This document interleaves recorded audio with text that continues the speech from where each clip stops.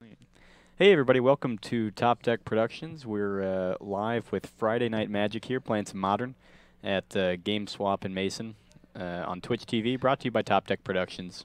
I'm Mark, I'm here with Zach. Hi there. And And we're going to bring you some chilly Modern. It is freezing down here in Cincinnati, Ohio. yeah, 26 I think is the low today maybe.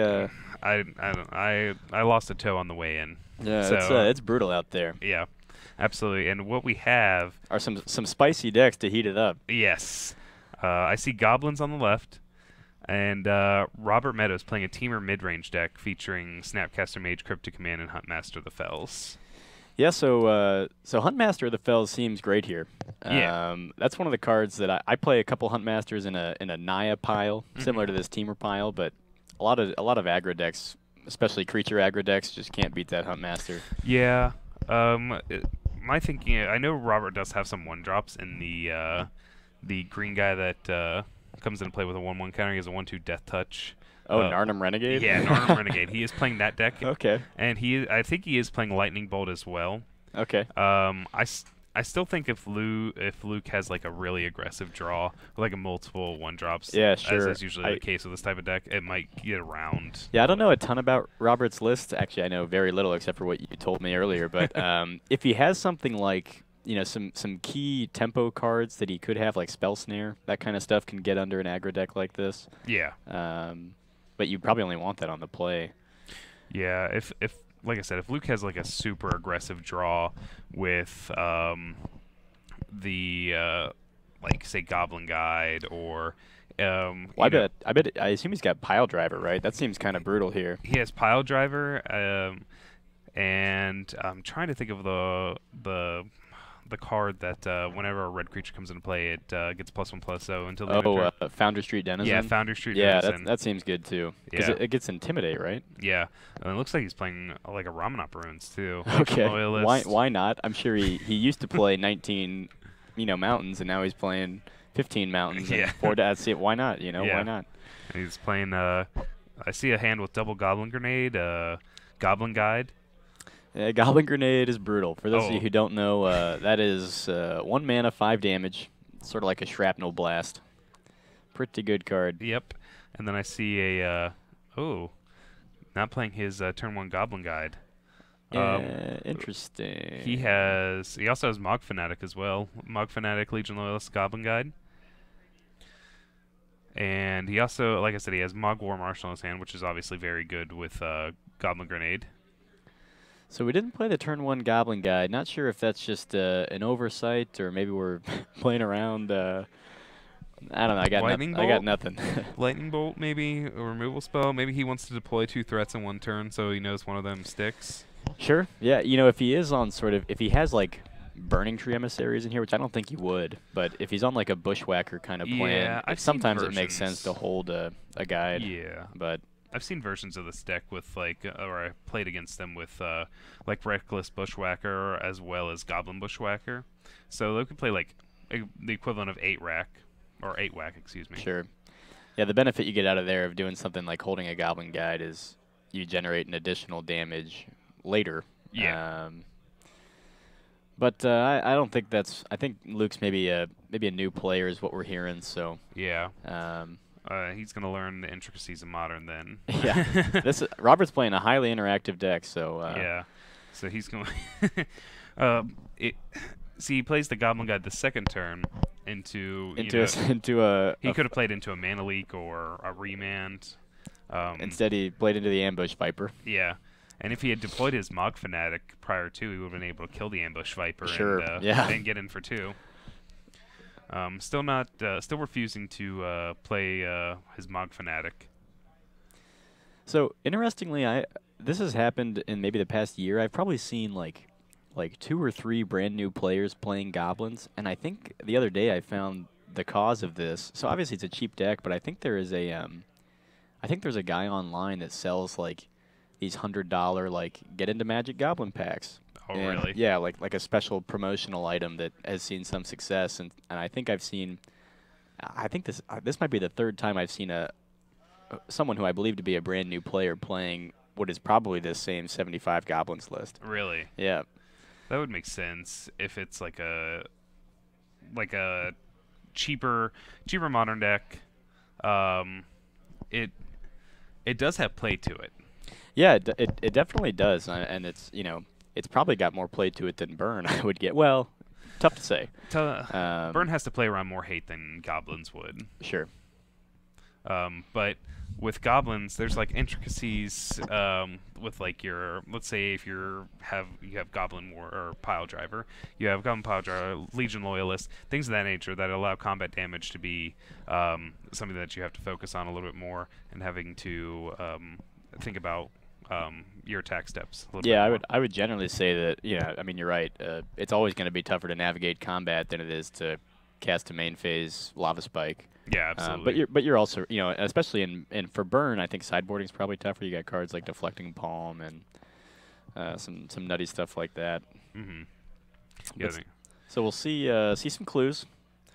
Robert is doing some investigating. I think he has a Remand, a Spell Snare, and like a Lightning Bolt in his hand. He's got Spell Snare main board. I actually I like that. I don't like it in this meta, but I like it in general. Yeah. That card's sort of fallen off because it's just not, a lot of decks are skipping the 2-drop slot. Yeah. You go straight from Noble Hierarch to Thought Knot Seer. Or, where you just play against, Tron and right. they have Sylvan Scrying and that's it. That's the only 2-drop that they're going to cast. But I do generally like the card a lot. Well, if Storm's heavy in the meta, which it's not particularly heavy in our store. Yeah, sure. It's great against Storm. It's great against Storm. You hit all the rituals, hit all the dudes. Yeah, and they only play 8 dudes, so being able to interact with that aspect of the deck. And Luke, foregoing playing his Ramanop Ruins and deploying, like, say, a Mark War Marshal, I'm wondering if he's... I'm assuming he's trying to build up to play multiple threats in one turn, but I don't think he realizes that Robert taps out not very often. Yeah. And Robert is going to show us his, I'm assuming it's Garruk Relentless. Is he really playing a Garruk Relentless? He is playing a Garruk Relentless. So that's pretty funny. So I'm working on building a Legacy Loam right now, and I am playing a Garruk Relentless in my sideboard. But that's somewhat more common. I've played Garruk Relentless in my Nick Fit deck. Okay, yeah. I've seen a lot of walkers in Nick Fit. Garruk Relentless is shockingly good in Legacy, where you can kill a lot of threats like Stoneforge Mystic. Yeah, Stoneforge Mystic, Deathrite Shaman, and Unflipped Delver. A lot of really key threats die to its ability, and then it flips. And 1/1 Death Touch Wolves are very good. A hell of a threat. Yeah. Yeah. Robert untapping with this Tireless Shacker, and at this point in the game, I really don't, unless Luke deploys multiple threats and plays like a Reckless Bushwhacker in one turn, I don't see how he's going to play Huntmaster the Fells here. So it is okay. Huntmaster is pretty good. Puts him to 14. It is true that Luke can always, if he's lucky, he can string together some Goblin Grenades. I don't think Robert has a hard counter in hand. He just has the Spell Snare, right? Yeah. He may have Remand too. If he has Remand as well, then that's a really good card against the Goblin Grenade. Sure. Well, and if Robert, we think he has Cryptics, right? Mm-hmm. He does. So once he, obviously he's at 4 mana. He's got 3 blue already. If he actually draws into these Cryptics, then Robert can get to a point where there's no way Luke can win. Yeah, he has Remand is good, but again, Goblin Grenade does cost 1, and you continue to... If you have multiple Goblins out, then it doesn't really matter. We know that Luke has at least 1 more Goblin Grenade in his hand, and I think he has multiple other 1-drops. Now, he just needs to realize that Robert's not playing a lot of hard counters other than Cryptic Command and being able to deploy multiple threats in one turn. You seen the new Huntmaster? From the vault. Yeah. I'm hoping. I highly doubt it, but I'm really hoping that they ditch the orange shit foiling on those, because I would love to own that new Huntmaster. It looks amazing. Yeah. But, I actually like the Delver of Secrets too. The Delver of Secrets. Yeah, I like the Delver a lot too. It's weird. The Delver actually looks just like the new Snapcat. It looks like it's the same person. Yeah. Did you have that thought? Yeah. It's got it's got the shaved head and. But yeah, I like that Delver too. I like the. I really like the artwork on the new Huntmaster. I think it's funny that they're going with the important flip cards over the years, and they don't put Jace in that. You know what's a good flip card Yeah, there? yeah. Liliana. Yep. Now I will say, Liliana Heretical Healer is dope. I think that card is criminally underplayed in Modern, which is to say, I wish she was a 1 of in some lists rather than a 0 of always. Yeah, absolutely. Yeah, red. It is a Temur mid range, like Huntmaster. Think of the old Temur Modern Splinter Twin deck. Oh sure, yeah. With like Tarmogoyf. Tarmo Twin, yeah. Yeah, Tarmo Twin, which was a very good deck back in its heyday. Would people play? Would people? I assume you would. I don't quite remember. Were people playing Huntmasters and Tarmo Twin? Probably like 1 in the sideboard. No, they're playing 1 to 2 main. Yeah, I really? actually played that deck for a long time. Yeah. Okay, I played against Tarmo Twin probably back in 2012, 2013, and from what I could tell, it was mainly, at least the variants that I'd played against were, they were 4 Goyfs and then an Ancient Grudge in the sideboard. But yeah. But it seems. I mean, it's a great card. So I think like Scape Shift was really popular then back in the day. yeah, Rugscape Shift. Yeah, Rugscape Shift was really popular. Yeah, that was like one of the best decks in the format for a while. Mm-hmm. Don't see it too much anymore. No. Well, obviously, with the banning of Splinter Twin, and Robert obviously going to take over this game with this tireless tracker. This is pretty brutal. Yeah, handful of cards. Did Robert just draw a relic? He has a Mishra's Bauble in his deck. So is he playing Traverse? No. Huh. Because if he was playing Traverse, this deck would most highly resemble the the Temur Traverse deck that Patrick Chapin was playing. You know what? I think it does. I think it does have Traverse. I don't remember looking at it completely, but I do remember seeing the Mishra's Baubles. I think Billy Caminos is saying Tarmo Twin was just worse than Blue Red Twin. No, it did have like it had better matchups against some of the other decks because it could switch from a strict combo deck to right. Like a I mean, mid-range plan. Tarmogoyf, before Fatal Push, hell of a card. Yeah, Just, absolutely. Get the beats on. Yeah. Also a great defense. I mean, it's one of the best ways to defend against opposing Tarmogoyfs. Blue Red Twin actually didn't deal with Tarmogoyfs too well, right? They put out an efficient 3/4 that you can't bolt, and that's bad news. Yeah, absolutely. Billy is saying that at no point was Tarmogoyf necessary. You're absolutely. I agree. I mean, I thought Tarmo Twin was bad too, but I like the people that there was a guy that used to play at the store here. I can't remember his name. I haven't seen him in a long time. But he was playing Tarmo Twin when Bounding Krasis came out. And he was playing a couple of those. Oh. I think literally a couple, like maybe 1 or 2. Yeah. I think he played like 4 Exarchs, 1 Pestermite, 1 Bounding Krasis or something. Yeah. And I'm like, that's cool. I mean, Bounding Krasis is a 3/3. It doesn't have flying, but 3/3 are not bad stats. At least with the Seaver Exarch, it couldn't be bolted, which was obviously everyone was playing Bolt back in the day. But all right, getting some lists here. So Robert takes game 1, quick fashion. Like I said, Luke a little afraid to deploy his threats. I feel as if he had deployed like multiple threats in a turn, he might have put Robert on the back foot. Robert might have lost that game.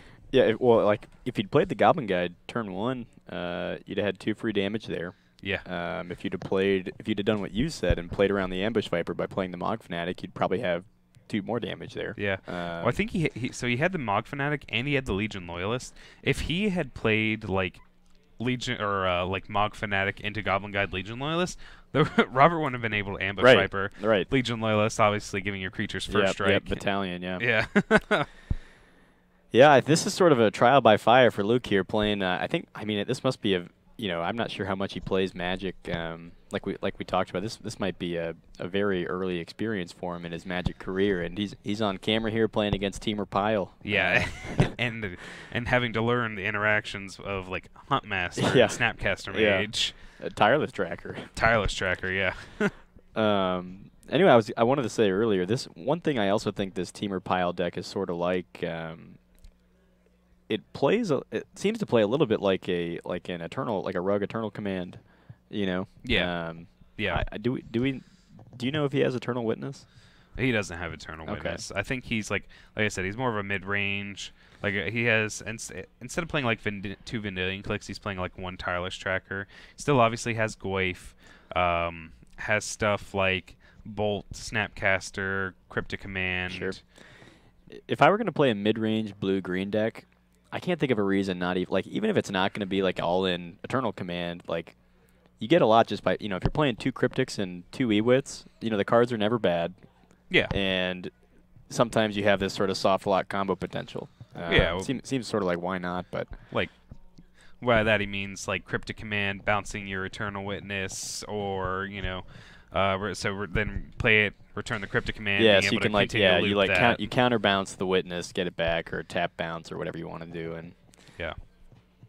So those lists were principally facilitated by Aether Vial, so you could do it a lot cheaper.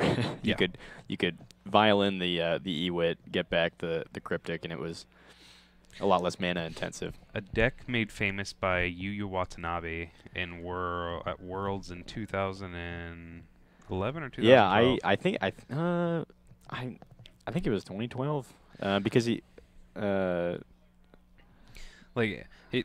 First it was a deck that was completely off the radar. No one even thought about something like this. Everyone was playing, prototypical John, things of that nature, and Yu shows up to this tournament with 4 Eternal Witness, Snapcaster Mage, Cryptic Command, Aether Vial, Aether Vialing in Eternal Witness, bringing back Cryptic Command, countering things. Yeah. I believe did he win Worlds that year? I don't remember. Or was that the one won by what is it? I can't remember. They used to call him Little Kid Luck. Shahar Shenhar. Oh, okay.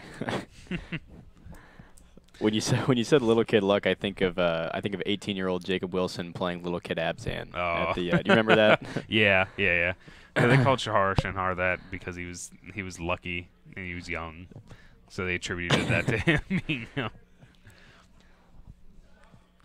All right, so looks as if both players have taken a mulligan to 6. With the Goblins deck, though, being able to mulligan and keep a 1-lander, respectively, yeah, you've got a lot more doable 1-landers than Robert has, and that's always your fear when you go to 6 is the 1-lander 5 cards. Yeah, absolutely. It looks like he scryed and put he had a land on top and put it on the bottom. Luke did? Yeah. Huh. Well, maybe he's sitting on a bunch of even if you're on mono 1-drops, you want that second land, but exactly. I don't know. He might have just seen Robert put his card to a bottom and mimicked him. Yeah. God, I wonder if Luke has blood. I assume he doesn't have Blood Moons. Blood Moon seems like a beater for this Temur pile deck. I bet Robert's got 1 forest, 1 mountain, 2 island. He has I know he has multiple dual lands and fetch lands and things of that nature. I wonder if he's playing Serum Visions or anything like that. Oh, he's probably no. He wouldn't be because he's playing this playing guy. Narnum Renegade. Yeah. Narnum Renegade. Well, you feel like he wants 8 proactive 1-drops, right? But maybe he's got Opt. I don't know. I can't remember if this list was playing any cantrips or not. This Patrick Chapin list. I think it was more aggressive though. Obviously with Narnum Renegade, which is a very good defensive creature and a good aggressive creature like this into Tarmogoyf. Well, I think the again, this is not the same, but the Patrick Chapin Delirium list I saw, I think he was running 4 Gnarlwood Dryads. Do you remember this? Oh yeah. It's a 1-mana 1/1 Death Touch, but it becomes a 3/3 Death Touch if you've got Delirium. So it's kind of like it's like a souped up Wild Nicottle. We haven't fully seen why Robert's running these Mishra's Baubles yet, but he's got to. There's no reason to run that card if you're not aiming for Delirium. Yeah, it's just a bad card. Yeah, otherwise. The other day, this is not relevant, but yesterday, on Wednesday night, I was playing in Kentucky, and my Jund Shadow opponent had 2 Mishra's Baubles in Game 3, and I just played a Thalia, and he's like, "Oh my god." Right, that card it's literally not a card, and I'm making you pay 1 mana to get a real card when I have a Thalia in play. He literally couldn't do anything. 2 of his cards in hand in his opener. I was on the play for Game 3, so I played a Thalia, and he spends basically that Thalia, like I time walked him twice because he had 2 Mistress Baubles. And had to pay 1 for him. Yep. Yeah, that Death. So Death Shadow right now. How do you feel like that's positioned in that game? I feel like it's gone up considerably. So Obviously, this matchup against Storm is very good. Yeah, great matchup against Storm, and that's important. Still has a tough time interacting with Eldrazi-tron. Some of their creature, the problem with the Grixis Shadow counter magic, what am I saying? The counter magic package is, since you're relying only on these negate stubborn denials, you have no real answer for a Walking Ballista, and you got to get yourself to 6 life most of the time to win, and so Walking Ballista has just become this thing you just can't interact with. Yeah. Of course, you can always use your hand disruption, but I think that matchup's probably unfavorable. That's sort of why the deck is around. Yeah. And obviously Chalice is oppressive, but I like the deck. I mean, it's just so pliable. You have so many options. All your cards are so powerful. Yeah. And I feel like it doesn't have I don't think it has a target on its back like it did, a few months ago when people were playing all this Death and Taxes to try to shit on your mana base. And yeah, absolutely. I think the deck is being less targeted, and that's probably good for it. I agree. Like I said, we obviously know that there's a resurgence with Storm. And I've seen like a lot of Tron as well. Yeah, a lot of traditional Tron. Yeah, yeah, like me green, too. Green-black Tron or red-green Tron. A lot more of those type decks. I'm seeing a resurgence with that. I've actually seen some people playing red-green online just to try to deal with the popularity of elves. Because Pyroclasm's irreplaceable for elves. Elves has been killing it lately. That deck does some insane things. Yeah, it's kind of disgusting. Yeah, I've also seen a resurgence with elves too. I'm assuming elves match up against Storm. I don't know if they're I think like they're just a straight slugging race. Yeah, and sometimes elves can storm off faster. Yeah. And then you also got your silver bullets you can whip up. I'm guessing. Brenton Fortender is not super relevant, but cards like Eidolon of Rhetoric and Spirit of the Labyrinth, if you have it, those kinds of cards are just, Storm has to get them off the table to win. Yeah, absolutely. And also your Empty the Warrens plan is not pliable against, you can't do that against elves. Yeah. I mean, they don't care if you put out 22 1/1s. So because they'll put out 24 goblins. You can get Aegis of the Gods and Elves with your cord. Give yourself hexproof. And, Yeah. And so they have all these ways to play around Grape Shot, and it kind of makes you want to go in on the goblins. But geez, I mean, how do you beat these Dwynen's Elite, Azuri, massive boards? Yeah, absolutely. I mean that they have to do like some sort of. They have to go with the Grape Shot plan. There's no way that they can just go with the Empty the Warrens plan. Like I said, when decks like Storm increase in popularity, that just really kind of that actually affects some of the other decks in the format, such as Dredge, things that rely on the graveyard, because people tend to associate Storm with graveyard hate. So if Storm is on the upswing, then I would have a tendency to say decks like Dredge. I would go on the downswing. Sure. I would not want to play those types of decks. I can't think of a situation where I'd want to play a pile of Temur cards either. No, but me neither. Especially considering all of Robert's threats get hit by Fatal Push. And there's nothing. Yep, every single one, unless he's got a spicy Thundermaw Hellkite or something. Yeah. Hey, it's a hell of a card. I like it too in a deck called Scred. Yeah, it is good in Scred. Though in Scred, I'd probably rather just play Stormbreath Dragon. Yeah, absolutely. Actually, I think in general, I'd probably rather play Stormbreath Dragon. Yeah. I think I would just rather be playing Blood Moon. Yeah, Blood Moon's not bad.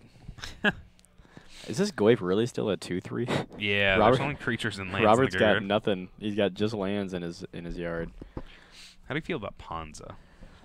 So I own the deck, and I play it on and off for fun when I, don't want to play a real deck. Yeah.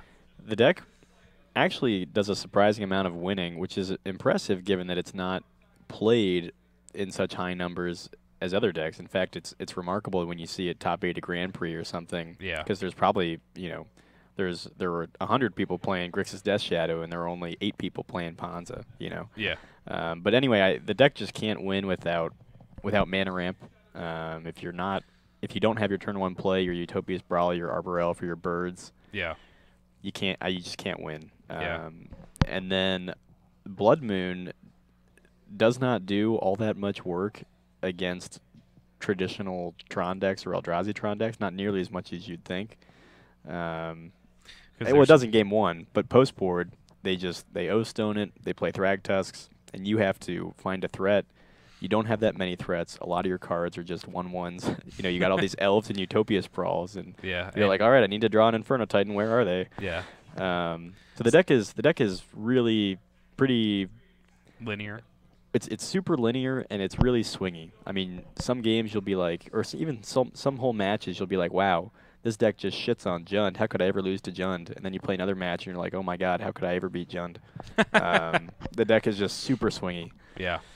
I see like multiple games where the kind of draw to the deck is I see a game where they play like turn 1 Elf, turn 2 Utopia Sprawl, like tap for 4 mana, play like a Chandra. So if you can live the dream, turn 2 Moonwally Acid Voss is really the play that's unbeatable. Yeah. Almost no one can beat a turn, especially if you're on the play and your opponent utilized their fetch land already during their turn. Yeah. Nobody can beat a turn 2 Moonwally Acid Moss.